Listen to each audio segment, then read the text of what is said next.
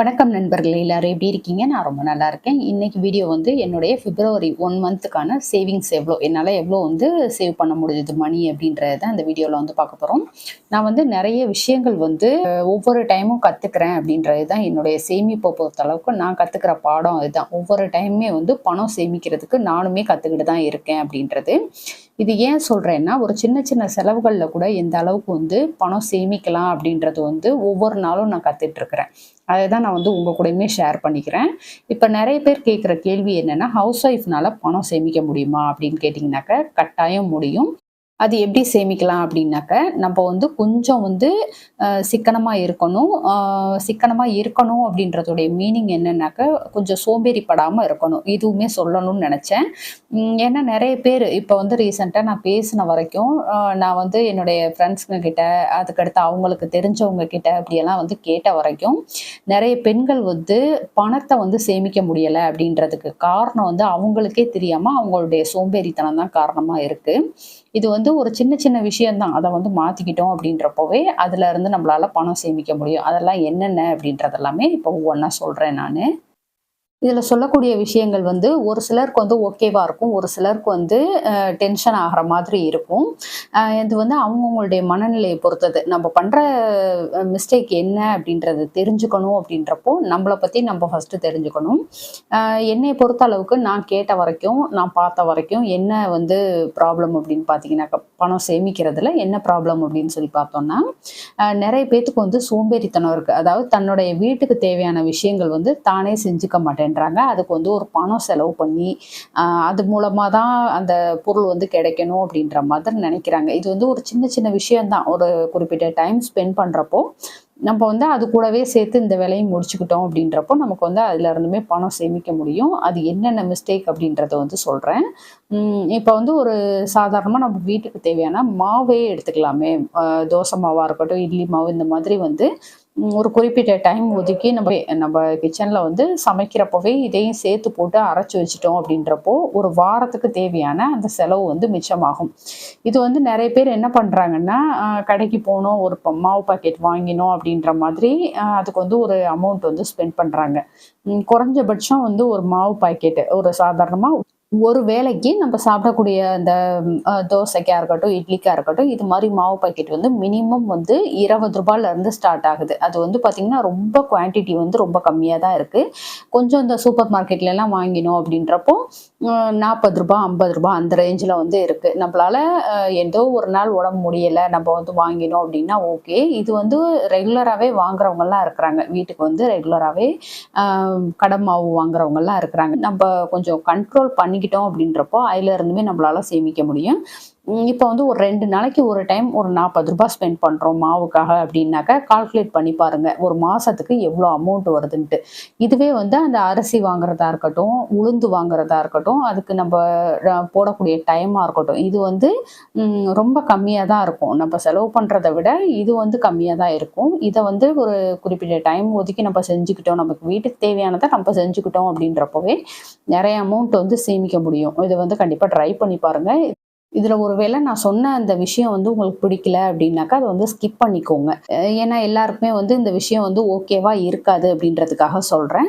அதுக்கடுத்து வந்து பிப்ரவரி மந்தோடைய target amount வந்து நம்ம எவ்வளோ வச்சிருந்தோம் அப்படின்னு பார்த்தீங்கன்னாக்கா, ரூ. 2500 சேவ் பண்றதா சொல்லி சேவிங் சேலஞ்ச் வீடியோவும் போட்டிருந்தோம். நான் வந்து இதுல என்ன அமௌண்ட் சேமிச்சேன் அப்படின்னு பார்த்தீங்கன்னாக்கா, 2000 கிட்ட சேமிச்சேன்.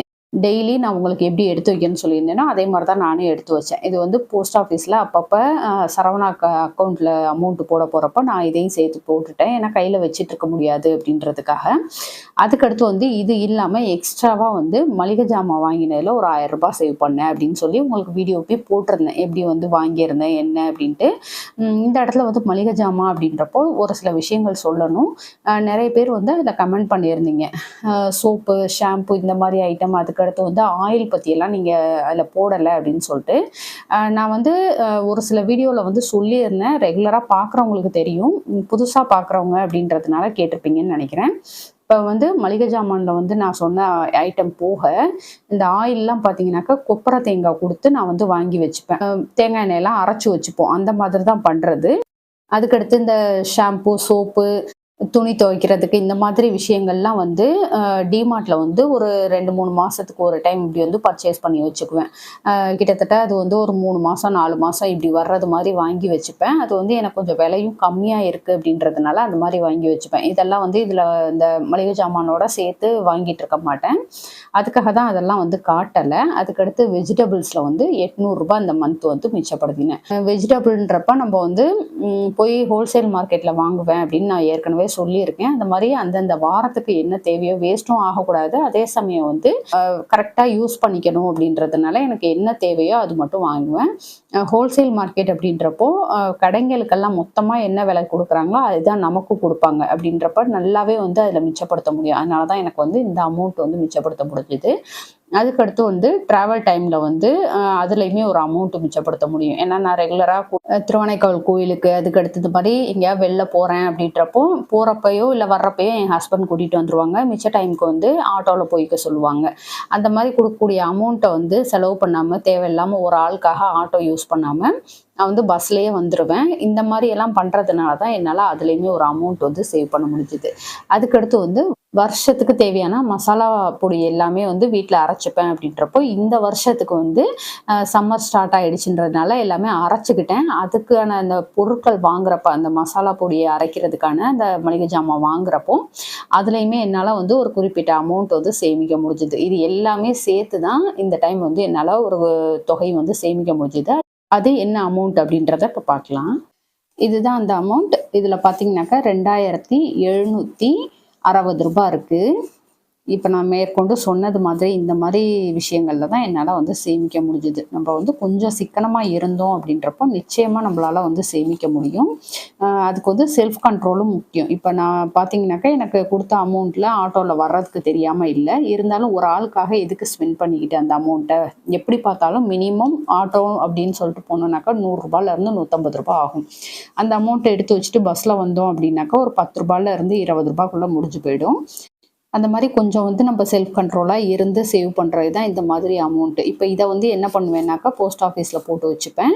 இப்போ இந்த அமௌண்ட் வந்து எதுக்கு யூஸ் பண்ணுவேன்னாக்கா கோல்டு சிட்டு முடியுது. இப்போ டிஜி கோல்டுலலாம் வந்து கோல்டு வாங்கிட்டு இருக்கேன் இல்லையா, அதுக்கு வந்து கடைசியாக ஏதாவது பத்தாமல் இருந்தது, எக்ஸ்ட்ராவாக ஏதாவது தேவைப்படுது அப்படின்றப்போ இதை எடுத்து பயன்படுத்திக்குவேன். இதுக்காக தான் வந்து இந்த மாதிரி கொஞ்சம் கொஞ்சமாக அமௌண்ட் வந்து சேவ் பண்ணி வைக்கிறது. நம்ம சிட்டு போடுறதா இருக்கட்டும், இல்லை வந்துட்டு வேறு ஏதாவது அவசர தேவைக்கு வந்து நம்மளுடைய சேவிங்ஸ் மட்டும்தான் கை கொடுக்கும். அதுக்காக தான் வந்து இந்த மாதிரி சின்ன சின்னதாக சேவ் பண்ணுங்க அப்படின்னு சொல்கிறது. இந்த டைம் எனக்கு அந்த நம்ம ஏற்கனவே சொல்கிறது மாதிரி அந்த லக்கி நம்பர் வந்து கிடச்சிது. ஸ்ரீரங்கம் கோயில் போயிட்டு என்ட்ரி டிக்கெட் வாங்கிட்டு பேலன்ஸ் அமௌண்ட் கொடுத்தாங்க. அதில் வந்து இந்த நம்பர் 786 இந்த நம்பர் வந்து கிடச்சிது. எனக்கு ரொம்பவே ஹாப்பியாகிடுச்சு. ஏன்னா ஸ்ரீரங்கம் கோயிலில் கிடச்சதுனால இதை பற்றின டீட்டெயில்டு வீடியோ வந்து போட்டிருக்கேன். இந்த மாதிரி நம்பர் கிடச்சதுன்னா கண்டிப்பாக மிஸ் பண்ணாதீங்க, பத்திரமா எடுத்து வச்சுக்கோங்க. இதோட நம்ம வந்து வருட சேவிங்ஸ் வந்து பண்ணிட்டு இருந்தோம் இல்லையா, உண்டியலில் போட்டுட்டு சார்ட்டு ப்ரிப்பேர் பண்ணி வச்சு அந்த உண்டியல் வந்து பூஜை ரூமில் வச்சுருந்தேன். கை தவறி என்னுடைய மிஸ்டேக் தான், கைப்பட்டு அப்படியே கீழே விழுந்து உடஞ்சிருச்சு. ஃபுல் அமௌண்ட்டும் வெளில வந்துருச்சு. ரொம்பவே கஷ்டமாயிடுச்சு. அன்றைக்கி ஃபுல்லாகவே ரொம்ப அப்செட் ஆகிட்டேன். என்னடா இது, ஏன்னா இது வரைக்கும் அப்படி நடந்ததே இல்லை. ரொம்ப ஒரு மாதிரி கஷ்டமாயிடுச்சு. அதனால தான் இப்போ வந்துட்டு அந்த அமௌண்ட் எல்லாமே வந்து கலெக்ட் பண்ணி வச்சு இப்போ ரீசெண்டாக போயிட்டு வந்தப்போ திருப்பதியில் கேலண்டர் வாங்கிட்டு வந்தேன். அதை வந்து திரும்ப இது மாதிரி ஒரு ஹோல் போட்டு வச்சு அதில் தான் அந்த அமௌண்ட்லாம் போட்டுட்ருக்கேன். இப்போ டெய்லியுமே நானும் பண்ணுறேன் அந்த டெய்லி சேவிங்ஸ். அதோடைய அமௌண்ட் எல்லாமே இதில் போட்டுட்ருக்கேன். திரும்ப வந்துட்டு மண் உண்டியல் வாங்கிட்டு வந்துட்டு தான் அதில் போட்டு வைக்கணும் அப்படின்றதுக்காக வச்சுருக்கேன். ஏன்னா பிளாஸ்டிக் உண்டியலில் வந்து போடுறதுக்கு எனக்கு விருப்பம் இல்லை. அதுக்காக அப்படியே வச்சிட்ருக்கிறேன். திரும்ப வந்துட்டு அதில் மண் உண்டியல் போயிட்டு வாங்கிட்டு வர்றப்போ உங்களுக்கு அதில் இருந்து கண்டினியூவாக நான் என்ன போட்டிருக்கேன், என்ன அமௌண்ட் இது வரைக்கும் போட்டிருக்கேன் அப்படின்ற மாதிரிலாம் உங்களுக்கு காட்டுறேன். ஸோ நீங்கள் வந்து அந்த ஒரு வருஷ சேவிங்ஸ் வந்து கண்டினியூவாக பண்ணுங்கள். ஏன்னா நான் வந்து வீடியோ போடல அப்படின்னு ஏதாவது நினச்சிப்பீங்க. அதுக்காக தான் நான் வந்துட்டு ரீசன் வந்து சொல்கிறேன். நீங்கள் வந்து கண்டினியூவாக அதை வந்து சேவ் பண்ணுங்கள். அந்த மணி வந்துட்டு இந்த 1 இயர் சேவிங்ஸ் அப்படின்றது வந்து என்னென்னு புரியாதவங்களுக்கு வந்து அதோடைய வீடியோ லிங்க் வந்து டிஸ்கிரிப்ஷனில் கொடுத்துருக்கேன். தேவைப்படுறவங்க செக் பண்ணி பாருங்கள். அது மூலமாக நம்ம வந்து ஒரு வருஷத்தில் 60,000 சேமிக்கலாம் அப்படின்றதுக்கான வீடியோ தான். கண்டிப்பாக வந்து உங்களுக்குமே யூஸ்ஃபுல்லாக இருக்கும். ஓகே ஃப்ரெண்ட்ஸ், இந்த வீடியோ உங்களுக்கு பிடிச்சிருந்தா லைக் பண்ணிக்கோங்க. உங்கள் ஃப்ரெண்ட்ஸுக்கும் ஷேர் பண்ணுங்கள். நம்ம திருச்சி தமிழச்சி யூடியூப் சேனலை கண்டிப்பாக சப்ஸ்கிரைப் பண்ணிட்டு பாருங்கள். தேங்க்யூ.